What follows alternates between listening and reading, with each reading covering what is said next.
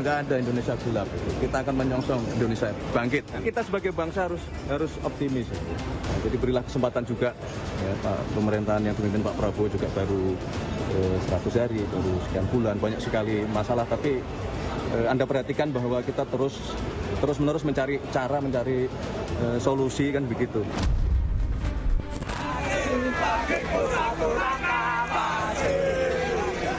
Pindah ke luar negeri itu bukanlah sesuatu yang buruk dan juga tidak mempengaruhi nasionalisme kita. Tren kabur aja dulu, kami yang pindah ke luar negeri malah diragukan nasionalismenya. Jangan, setelah masuk, kabur aja lah, jangan balik lagi. Kalau mau merantau itu bagus. Mau merantau, tapi ingat kalau mau merantau ke luar negeri harus punya skill, ya. Karena kalau nggak punya skill nanti nggak bisa punya pekerjaan yang baik di luar negeri.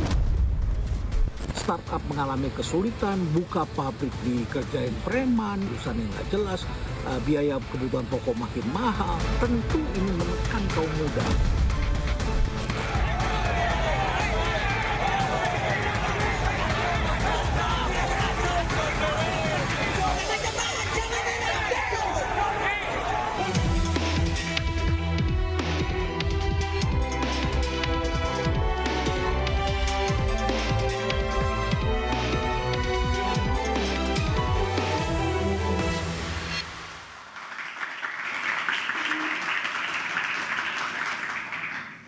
Hari ini banyak sekali peristiwa besar yang terjadi dan menjadi sorotan. Ya, mulai dari pelantikan langsung dan perdana ratusan kepala daerah, hingga aksi mahasiswa yang menolak kebijakan pemerintah, dan selain itu juga ada penahanan Sekjen PDI Perjuangan Hasto Kristianto oleh KPK juga mengejutkan. Nah, belum lagi gaung hashtag kabur aja dulu dan Indonesia gelap yang mewarnai dunia maya. Kemudian apa respon pemerintah atas aksi dari masyarakat baik di dunia maya maupun di dunia nyata? Bersama saya Anisha Dasuk. Saya Aryo Ardi, inilah interupsi mahasiswa unjuk rasa Istana Indonesia tidak gelap.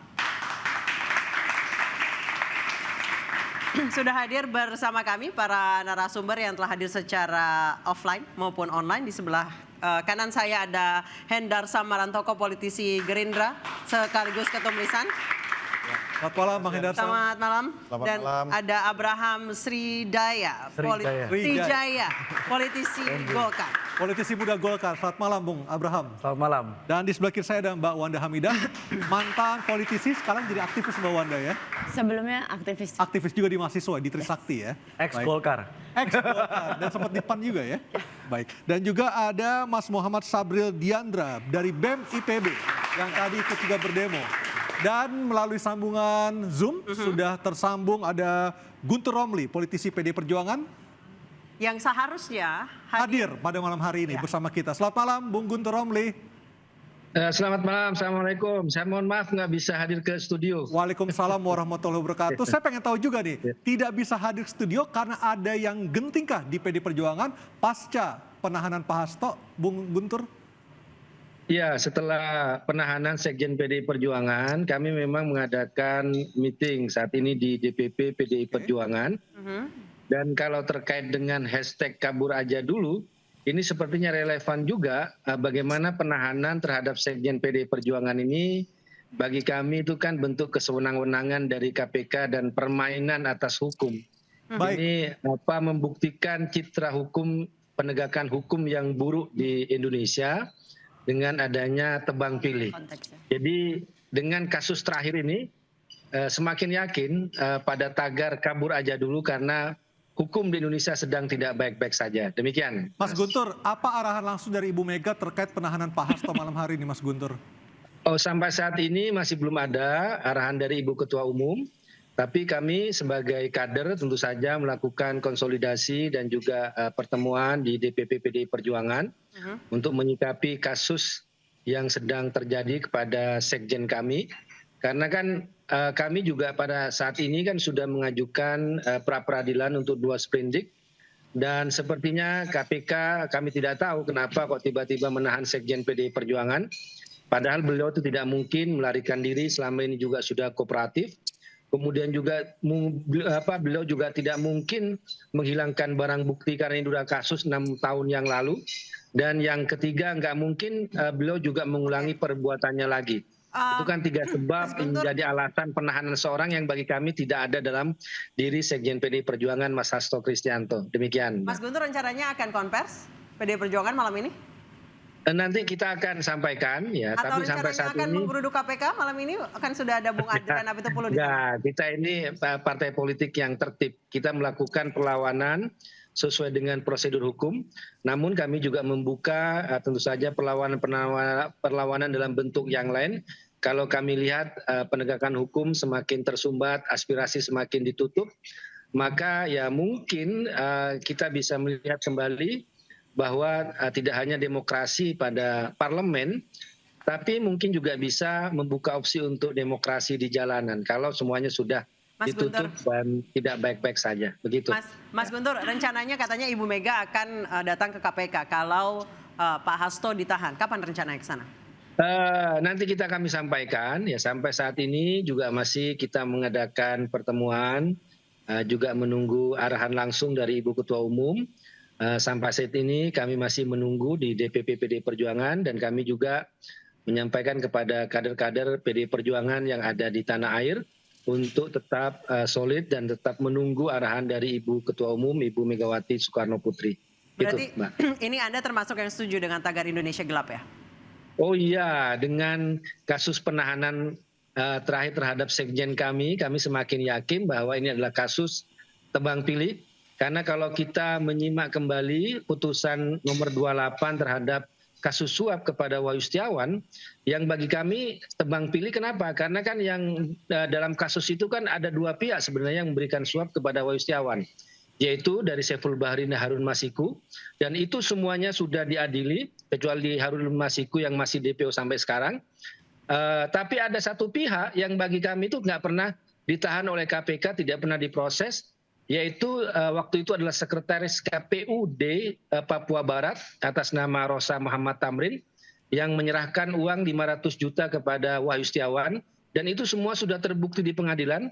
Dan menurut informasi keterangan dari Rosa Muhammad Tamrin, uang 500 juta itu dari Gubernur Papua Barat waktu itu adalah Domingus Mandacan. Tapi bagi kami kok KPK hanya memproses suap yang dari Saiful Bahri dan Harun Masiku, tapi dari Rosa Muhammad Tamrin dan menurut keterangannya juga dari Domingus Mandacan tidak pernah diproses oleh KPK. Jadi bagi kami inilah bentuk dari tebang pilih terhadap penegakan hukum. Baik, dan saya ke kasus Bung korupsi. Hendarsam. Bung Hendarsam, ini secara tidak langsung sebenarnya ada kritikan juga dari PDIP kepada pemerintah, ada tebang pilih katanya. Komentar Anda, Bung Hendarsam?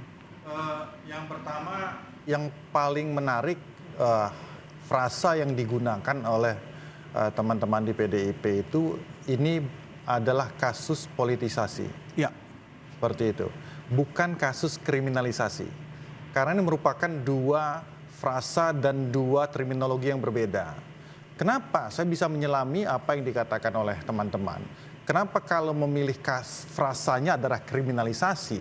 Ketika kita masuk ke fase kriminalisasi, terminologi dari kriminalisasi ini adalah ada atau tidak adanya sebuah tindak pidana. Kan seperti itu. Jadi kriminalisasi itu kurang lebih tidak ada tindak pidana, diada-adakan. Kurang lebih seperti itu. Nah, kenapa yang menarik, kenapa frasanya adalah politisasi? Ketika kita bicara masalah frasa politisasi, tentunya ini ada unsur subjektivitas.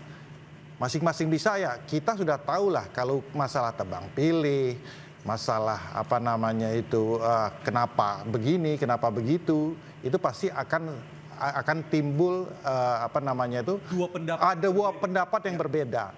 Artinya begini, kita kembalikan lagi bahwa hukum itu adalah panglima, ya kan?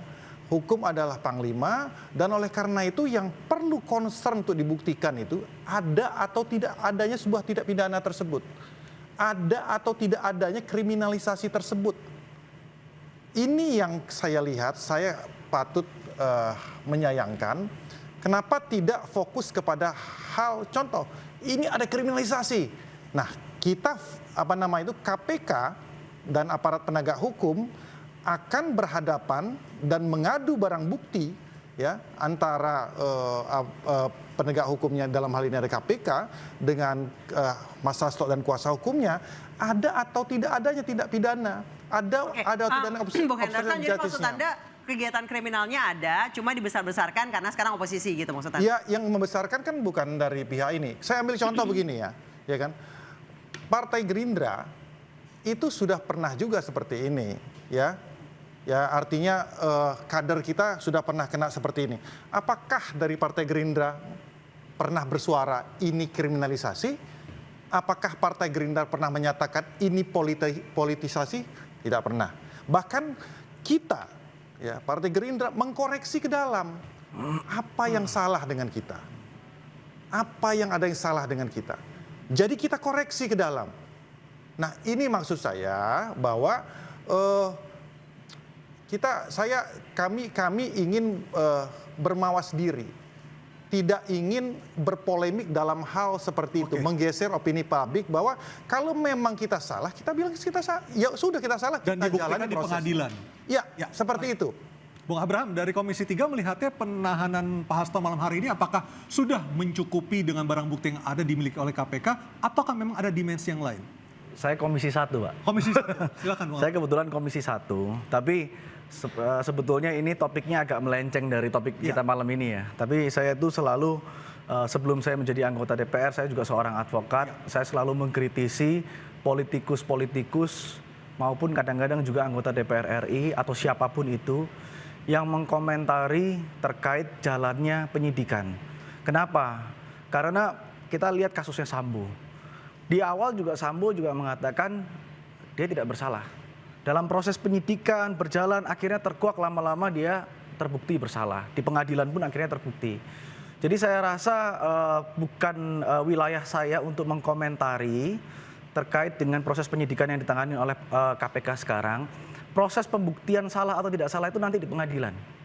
Di DPR pun juga tidak boleh menyatakan orang kamu bersalah. Ya.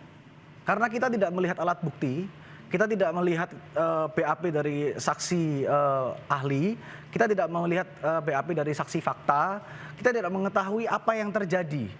Jadi lebih baik serahkan kepada penyidik, pembuktian salah atau tidak salah silakan dibuktikan di pengadilan.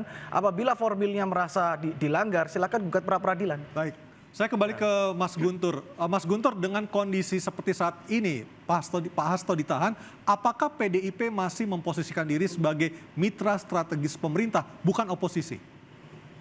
Ya, kalau posisi itu kan sudah ditegaskan melalui Rakernas ke-5 bahwa PDI Perjuangan itu berada di luar pemerintahan untuk menjaga demokrasi sebagai kekuatan penyeimbang dan menjaga check and balances ya.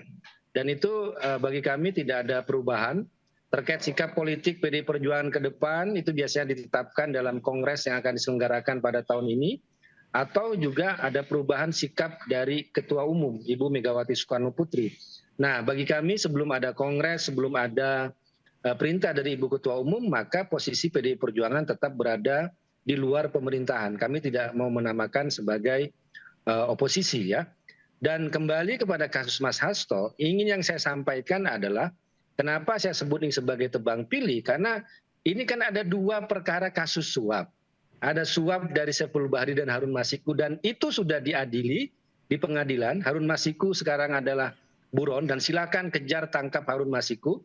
Terus suap yang kedua itu dari yang namanya Rosa Muhammad Tamrin. Pertanyaannya adalah kenapa KPK hanya mengusut kasus suap yang dari Saiful Bahri, Harun Masiku, kemudian sekarang dikait-kaitkan dengan Sekjen PDI Perjuangan, tidak pernah memproses uang suap dari Rosa Muhammad Tamrin yang itu sudah menjadi fakta di pengadilan, sudah ada BAP-nya, sudah ada jadi putusan pengadilan.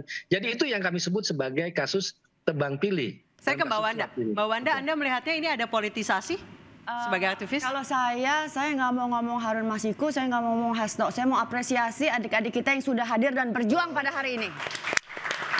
Tadi Pak ikut demo juga ya di Patung Kuda. Hidup mahasiswa, hebat. Mahasiswa. Dan ini saatnya mereka berjuang. Berjuang dan bersuara. Kalau tadi dibilang yang melakukan check and balances, I'm sorry to say, it's not PDIP, but them. Tapi mereka yang ada di sini, yang melakukan fungsi check and balance. Dan pada hari ini, adik-adik kita yang sedang berjuang di jalanan dari kemarin, hari ini, mungkin besok, ini yang harus kita dukung penuh. Karena apa? Well, this is demokrasi. Ya, demokrasi ini adalah bagian dari pembangunan demokrasi yang bermartabat. Ini adalah bagian dari pembangunan demokrasi yang sehat. Dan yang mereka lakukan, dan demokrasi itu adalah yang mereka lakukan adalah fungsi check and the real checks and balances. Kalau politik hanya Kalau politik, I don't say check and balances. PDIP pada hari ini menjadi oposisi bukan karena rakyat. Sekali lagi ya, I'm sorry to say, but PDIP menjadi oposisi mestinya 5 tahun lalu lihat apa yang dilakukan PDIP.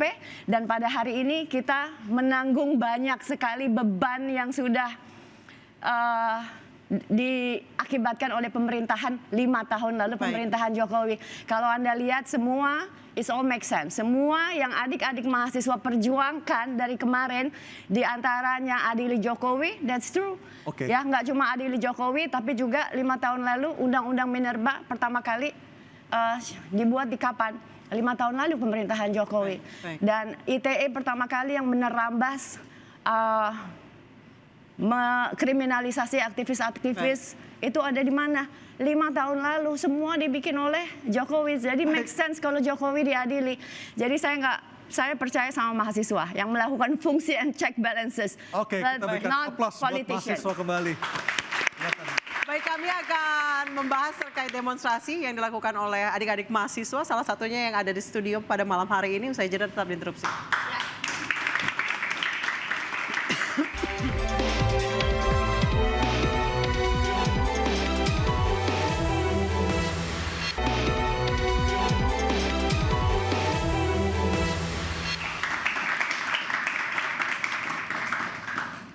Indonesia gelap menurut teman-teman mahasiswa, itu segelap apa, Sabril?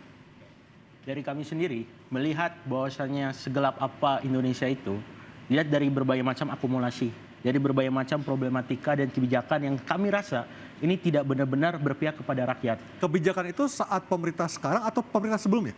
Ini merupakan bentuk akumulasi dari pemerintahan sebelumnya yang mungkin ini menjadi suatu dampak yang menjadi bom waktu. Bom waktu ini yang mungkin suatu saat, bukan hanya saat ini, tapi untuk saat ke depan, beberapa tahun ke depan, ini bisa menjadi bencana bagi seluruh rakyat Indonesia. Oleh karena itu, dari saya sendiri dan teman-teman mahasiswa, itu menganggap Indonesia gelap merupakan salah satu tagar dan juga kabur aja dulu. Itu merupakan salah satu hal yang sangat relevan dan juga menjadi bukti bahwasannya mahasiswa, elemen masyarakat sipil dan juga pemuda itu merasa resah, kacau. Mereka tidak bisa memikirkan kehidupan yang layak di negeri ini. Makanya karena itu kami hadir sebagai bentuk dari social control dan juga elemen perubahan yang menjadikan bahwasannya representasi masyarakat, mahasiswa itu ada gitu. Terbukti kami hari ini turun ke jalan untuk memberikan suara kami dalam bentuk keresahan kami yang selama ini kami pendam. Selama ini kami bergerak dengan berbagai macam cara melalui audiensi, advokasi dan juga berbagai macam cara ini yang kami lakukan sampai kami menerbitkan suatu kajian. Kajian ini adalah berbentuk bahwasanya kami bergerak berdasarkan nalar intelektual, berdasarkan sosial moral yang selalu selama ini kita dukung dan selama ini kita jaga gitu dari kepentingan manapun. Apa ringkasan dari kajian itu, Sabdi? Oke, dari kajian ini kita merumuskan berbagai macam kebijakan dan poin tuntutan yang mungkin beberapa hari lalu itu sudah banyak didapatkan oleh berbagai macam media. 13 tuntutan itu termasuk di demo yang pertama ya? Iya, termasuk demo yang pertama. Termasuk dari 13 itu salah satu yang kami lihat highlight benar adalah tentang efisiensi anggaran, terutama ke sektor pendidikan. Selain dari situ kami melihat bahwasannya adanya yang sekarang udah menjadi Undang-Undang Minerba, itu bisa menjadi salah satu indikasi kalau dari teman-teman elemen masyarakat sipil dan mahasiswa tidak mengontrol itu bisa jadi suatu pelemahan bagi perguruan tinggi. Untuk pendidikan, bukankah sudah ada bantahan ataupun pelurusan statement dari Menkyu yang mengatakan tidak akan mengganggu operasional dana pendidikan? Bukankah sudah ada statement seperti itu? Oke, dari kami merasa berdasarkan statement itu tidak cukup. Karena menurut kami statement itu hanya pernyataan kebijakan dan yang kami butuhkan adalah suatu legal standing, aturan hukum dan juga hitam di atas putih yang harus mengikat dan tidak ada hal-hal yang ditunggangi. Sabril, saya sering lihat keresahan anak muda itu tergambar lewat meme ya di medsos. Berarti ini sekarang ditumpahkan ke jalan. Ya, benar. Boleh kasih contoh yang paling konkret? Apakah itu soal pekerjaan sekarang yang makin sulit? Masa depan yang sudah tidak tergambar lagi di benak kalian untuk hidup di Indonesia? Ya, contohnya kami melihat bahwasannya angka pengangguran itu semakin tiap tahun itu semakin bertambah dan angka persentasenya semakin meninggi teman-teman. Yang ini mengakibatkan bahwasannya kekhawatiran dari elemen mahasiswa, elemen pemuda, dan gerakan masyarakat sipil itu merasa resah gitu. Seperti apa saya yang saat ini lagi berdiri di podium ini dan berbicara ini 2 tahun, 3 tahun ke depan akan lulus. Dan setelah ini saya akan kemana? Apakah saya memiliki kenyamanan dan juga suatu lapangan kerja yang saya butuhkan dan saya dapatkan? Itu saja dari saya sendiri dan teman-teman mahasiswa itu masih meragukan gitu. Seperti apa peran dan juga tekanan dari pemerintah itu bisa mendapatkan bahwasannya angka pengangguran itu bisa ditekan dan juga pertumbuhan terhadap ekonomi dan juga kesejahteraan masyarakat itu bisa terpenuhi. Mas Abam, ketika mahasiswanya sudah tidak yakin, gimana mau bisa dapat Indonesia Emas? Ya, jadi ini menarik. Tadinya saya mau bahas kabur aja dulu, tapi saya mau bahas Indonesia gelap karena ini tadi dibahas. Mungkin nanti saya juga ingin tahu dari Mas Sabril, apa itu terkait sebenarnya Indonesia gelap sama kabur aja, itu kayak implikasi. Ini sebetulnya 2 hal yang berbeda. Jadi saya jelaskan ya. Hashtag kabur aja dulu ini menurut saya adalah reaksi spontan atau emosional dari pemuda kita. Dan kebanyakan yang saya lihat itu dari diaspora. Saya ini, dapil saya adalah diaspora. Saya dapil luar negeri. Jadi saya mengetahui betul permasalahan yang ada di luar negeri. Di diaspora tersebut. Di luar negeri memang realitanya nyari kerja di sana atau investasi bekerja di sana lebih enak. Kenapa kok lebih enak? Dia lebih terjamin. Ya kan? Tidak ada jatah preman, tidak ada jatah ormas, dan lain-lain. Pertanyaannya, apakah mudah kerja di luar negeri? Saya kasih contoh di Amerika. Untuk bekerja harus punya green card. Amerika memulangkan imigran gelapnya karena warga negara Amerika tidak mendapatkan pekerjaan karena diisi oleh imigran gelap yang mereka mendapatkan lower salary. Di China itu mereka punya work ethic jauh lebih keras daripada Indonesia. Saya ketemu sama pengusaha China, dia bilang ke saya, "Pak, kami itu pekerja kami jam 12 istirahat, itu makan 15 menit, makanan ditaruh, dia kerja lagi. Orang Indonesia jam 12 dia turun dulu, makan, ngopi, ngerokok, ngomong-ngomong baru naik. Jadi efisiensinya nggak bagus. Sedangkan kalau misalnya mereka mendapatkan potongan gaji, mereka demo. Jadi dengan harga salary yang sama, mereka memilih warga negara China. Kita nggak usah ngomong China dengan Amerika, kita ngomong yang terdekat. Malaysia, Hong Kong, Taiwan. Saya ini sudah berangkat ke Malaysia, ke daerah ladang-ladang.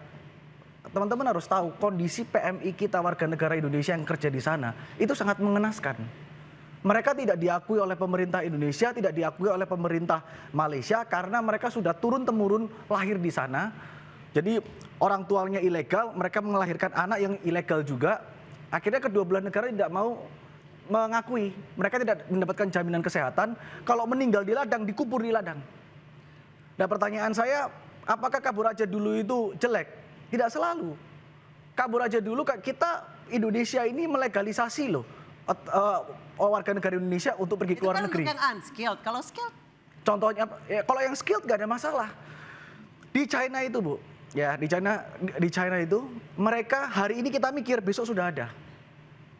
Kalau misalnya kita mau punya pekerja yang skilled untuk bersaing di luar negeri, tentunya itu justru mengharumkan nama Indonesia. Dan saya yakin orang tersebut akan kembali ke Indonesia. Kenapa? Permasalahan di Amerika, diasporanya, kenapa mereka tidak mau melepaskan warga negara Indonesia? Begitu mereka melepaskan ke warga negara Indonesia, hak waris atas tanah dan bangunan di Indonesia hilang. Itu otomatis. Jadi mereka tidak mungkin melepaskan kewarganegaraannya. Jadi menurut saya ini hanyalah reaksi spontan. Justru Indonesia pemerintah kita ini mensupport. Buktinya apa? Buktinya adalah Kementerian Pekerja Migran. Baik, saya akan ke Mas Ainun Najib, salah satu diaspora kita yang berhasil yang saat ini kerja di Singapura sejak 22 tahun yang lalu di bidang IT. Halo Mas Ainun Najib. Assalamualaikum. Waalaikumsalam warahmatullahi wabarakatuh. Mas Ainun, Anda melihat fenomena ataupun tagar kabur aja dulu ini dari sisi Anda sebagai pengalaman puluhan tahun di Singapura, melihatnya seperti apa Mas Ainun? Ya, mungkin pertama kali saya mau ceritakan sejarahnya tagar ini ya. Karena kebetulan tagar ini bermula dari teman-teman saya, 4 orang diaspora teknologi. Yang ada di Singapura? Itu alumni. Nah, ini satu itu dari Amerika Serikat. Kerja di Facebook Meta, satu di Belanda, satu di Estonia, satu lagi juga pernah di Amerika Serikat gitu. Nah itu Ini udah lama tagarnya, udah 1,5 tahun lebih. Tahun 2023 bulan September tanggal 2 mereka bikin live streaming untuk sharing gimana sih anak teknologi itu bisa mencari kerja bidang teknologi di luar negeri yang memang secara peluang dan juga secara ilmu, kesempatan dan sebagainya itu lebih luas, lebih besar gitu. Dan secara gaji juga lebih tinggi kalau dalam konteks teknologi IT gitu. Nah, terceletuklah di live stream itu kabur aja dulu gitu, karena kan banyak yang nggak pede, banyak yang nggak yakin bisa nggak ya, udah kabur aja dulu gitu. Jadi itu Artinya Mas sebetulnya Ainun konteks motivasi. awalnya bukan karena Indonesia gelap ya, tapi lebih kepada opportunity untuk mengembangkan skill di bidang IT ya.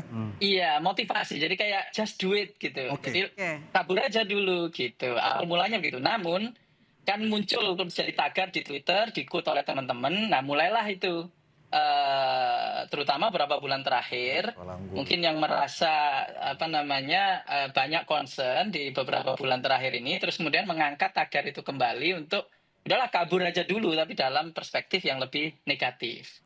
Sejarahnya begitu. Baik, kalau Anda melihat sendiri dengan kondisi saat ini, apakah kabur aja dulu ini masih relevan untuk didengungkan di sosial media, Mas Ainun? Dalam konotasi positifnya selalu relevan, karena kita tentu ingin anak-anak muda Indonesia, talenta muda Indonesia itu menjadi kelas dunia. Dan untuk bisa masuk ke kelas dunia tentu harus berkompetisi di level dunia. Minimal ke negara tetangga kayak saya gini kan, nggak usah jauh-jauh ke Amerika, Eropa. Ya cukup nyebrang dari Batam, nyebrang naik ferry gitu kan, sampai ke Singapura gitu. Di sini menimba ilmu. Wapres kita dulu juga menimba ilmu di Singapura mudanya dan atau mencari kerja dan seterusnya gitu. Jadi kabur aja dulu secara positif tetap perlu digaungkan. Baik, tadi Mas Abraham sempat menyebutkan soal bagaimana tenaga kerja dari China itu sangat efisien kerjanya. Di Singapura pun gitu, semua orang itu kalau jalan kayaknya buru-buru. Pun di Cina, pun di Korea Selatan. Apakah orang Indonesia bisa seperti itu? Mungkin nanti kita bisa ngobrol lagi dengan Mas Ainun, saya jeda tetap diinterupsi.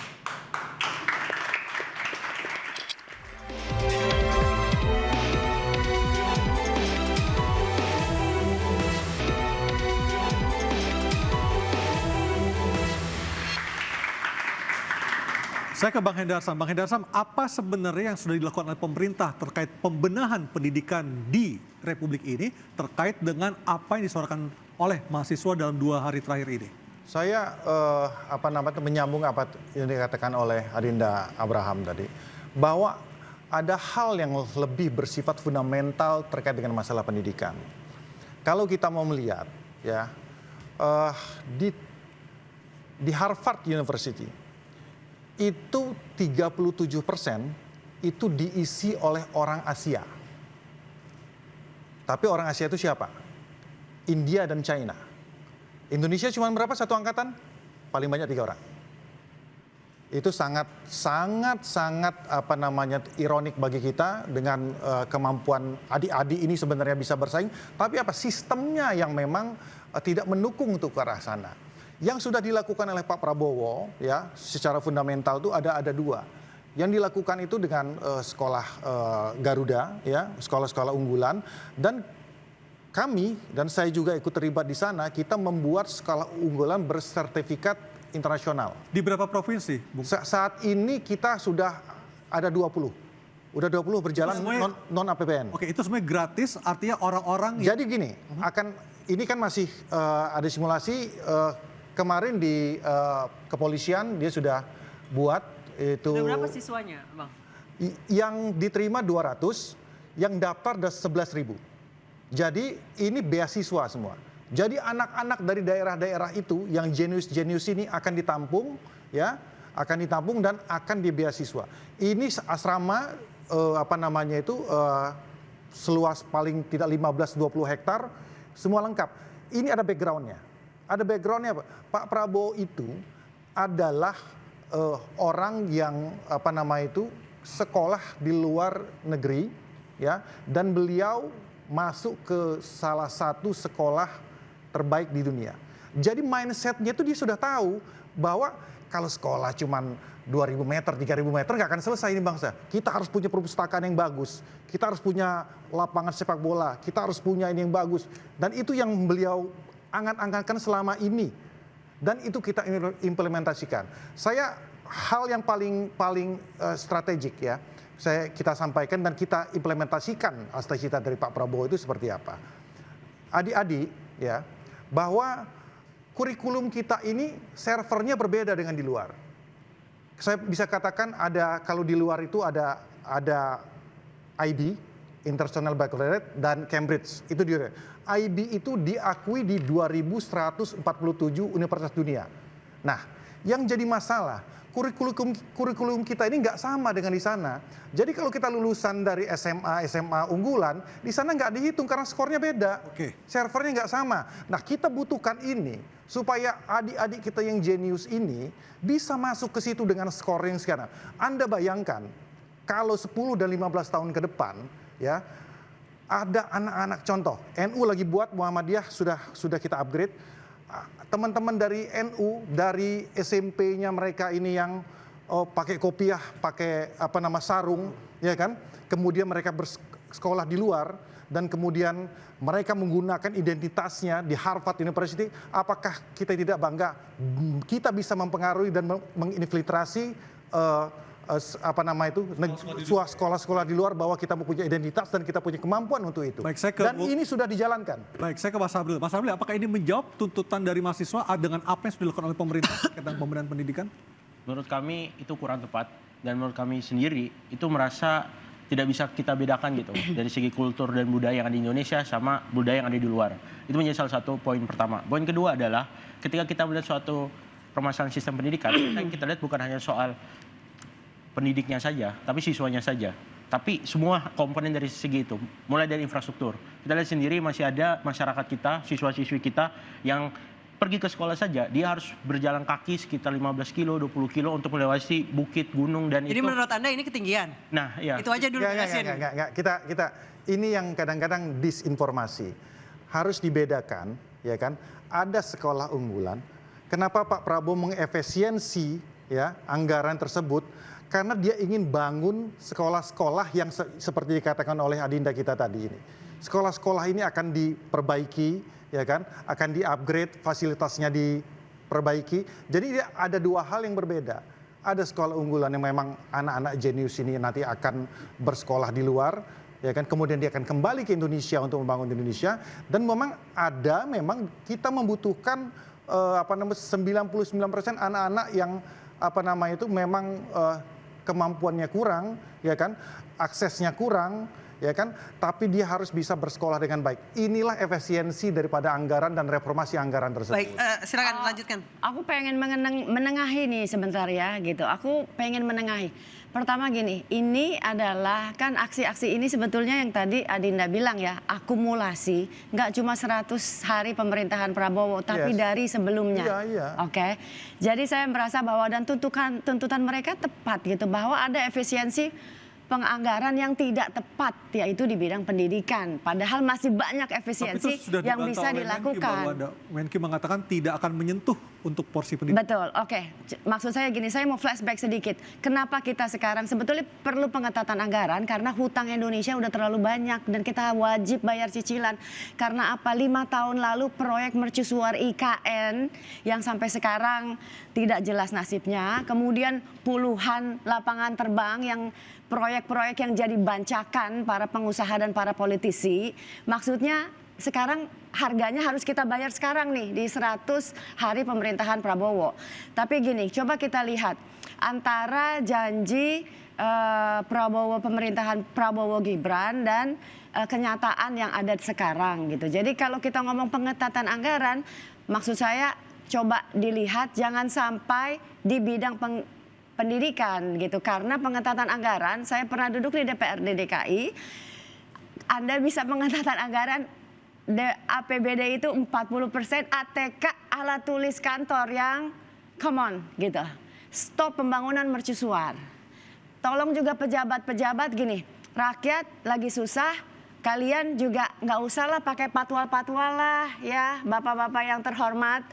Jakarta udah macet, nggak usah lah pamer-pamer first class atau private jet, ya kan?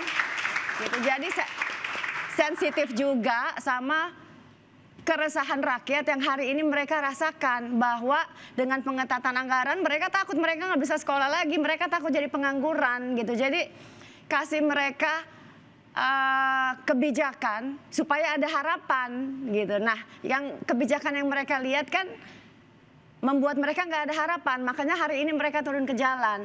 Coba cari kebijakan yang ada harapan. Tapi tolong kalau mereka diketatkan anggarannya, tadi sampai saya bilang bahwa IPB lampunya dimatiin, ya bapak-bapak dan kira-kira ya contoh-contoh inilah, contoh kecil. Kalau bisa DPR tunjangannya juga dikurangin lah gitu, sama-sama ngerasa ya kalau memang kita lagi di posisi sulit. Dan ya udah jangan stop proyek mercusuar dan jangan dibancak-bancak lagi, udah nggak usah gitu. Baik. Ya, boleh saya jawab? Silakan. Karena ini saya tadi tergelitik karena ini bicara terkait dengan efisiensi anggaran itu ranah kami. Dan nanti saya minta dari siapa Bang Sabril ya, untuk utarakan apa tuntutan dari Indonesia Gelap ini. Yes. Utarakan 13 tuntutan itu. Ya, utarakan semua. Saya sebagai anggota fraksi DPR RI fraksi Golkar dan kebetulan saya juga di Badan Legislasi. Saya akan mencoba untuk menjelaskan karena menurut saya melihat ada narasi yang tidak tersampaikan. Ini yang saya lihat. Nah, yang pertama yang ingin saya sampaikan terkait dengan efisiensi anggaran. Kami di Komisi 1 juga melakukan efisiensi anggaran di semua kementerian maupun lembaga yang lain. Baik. Nah, untuk anggota DPR sendiri gimana, Mas? Apakah ada pemotongan anggaran? Terjadi ada pemotongan. Ada pemotongan untuk di DPR RI kalau tidak salah 1,3 Tapi kalau malam-malam triliun. lift nggak mati kan, Mas? Apa? Oke, baik, kita akan kembali usai jeda.